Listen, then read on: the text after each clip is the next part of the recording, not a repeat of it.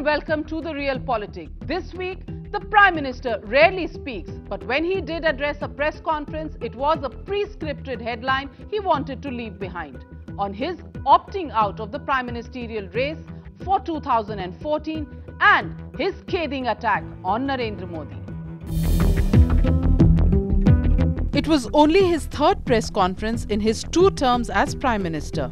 But Dr. Manmohan Singh had pre-scripted the political headlines that he wanted to leave behind, starting with an announcement that he was ready to pass on the baton, even preempting any question from the media on his retirement. After the general election, I will hand the baton over to a new Prime Minister, paving the way for Rahul Gandhi to don the mantle. Rahul Gandhi has outstanding credentials to be nominated as the presidential candidate. But it was his tirade against Modi that has started a debate amongst political experts on whether it was deliberate. By strong Prime Minister, you mean that you preside over the mass massacre of innocent citizens in the streets of Ahmedabad? That is the measure of strength. I do not believe that sort of strength this country needs. Without discussing the merits of Mr. Narendra Modi, I sincerely believe that it would be disastrous for the country to have Narendra Modi as the Prime Minister.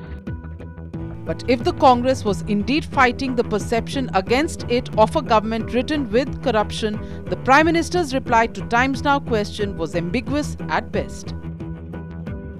Veerbhadra Singh sitting in cabinet meetings deciding on issues that are related to a company when his family and he himself have business involvement with that company.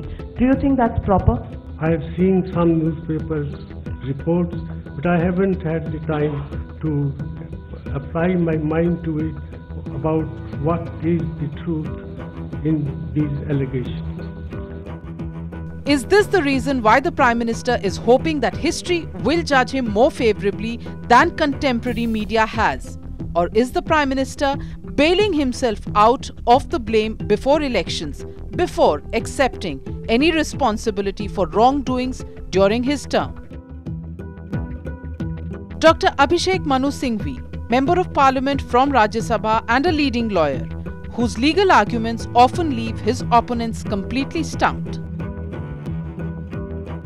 Nirmala Sitharaman, an expert in international studies from the Jawaharlal Nehru University, now is a fiery debater and spokesperson of the BJP.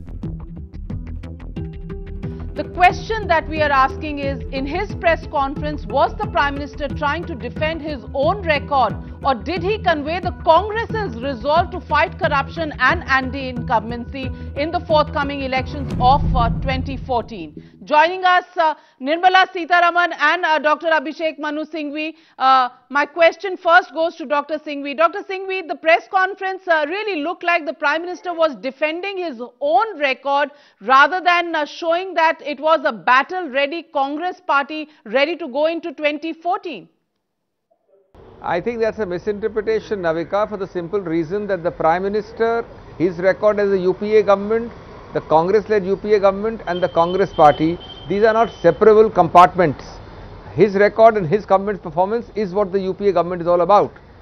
Secondly, I think it's important that the Prime Minister, unlike the person whose people have been criticizing him since yesterday before the presser, and this is very surprising, you've had preemptive statements and virtual preemptive press conferences by the BJP, which shows their fear and insecurity, to try and attack the Prime Minister before his press conference.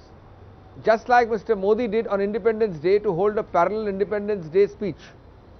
And I think the Prime Minister has spoken with candour, with humility, with transparency, with openness, and most importantly, as he always does, with facts, figures, specificity, programs. Unfortunately, Navika, and I may be wrong of course, but I clearly believe that the person who is attacking the Prime Minister and getting him attacked since yesterday and all the time speaks with ambiguity, he speaks with taunting denouncement, denunciation, divisiveness, and creates an insightful atmosphere.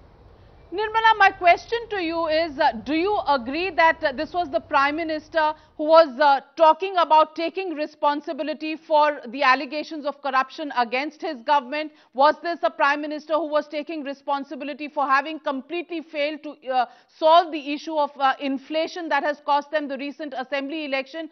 Did you feel that it was a Prime Minister who was only talking about his own self-record being clean, but when it comes to collective responsibility of his cabinet as the head of the cabinet, he was passing the buck on? Nirmala? Yes, undoubtedly. The Prime Minister's press conference has only revealed that he was finding answers to excuse himself of responsibility.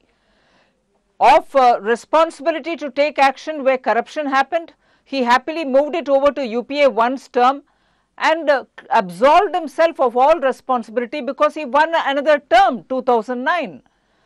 And as regards, failure to implement policies which they promised, 6,000 crores has been spent on Ganga purification, which they themselves declared just before election in 2009 as a national river project.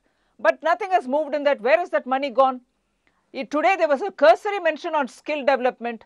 On skill development itself, I'd like to ask the Prime Minister, 2008 he forms a council, then that very time he forms a board. Later on he goes on further to say 2011 I appointed advisor. And by 13, nothing has happened except for another board which has been formed, which is going to be the coordination Nirmala, council. come to the specific issue of corruption, inflation. These were the two major issues that Rahul Gandhi had pointed out as reasons why they lost the recent assembly elections.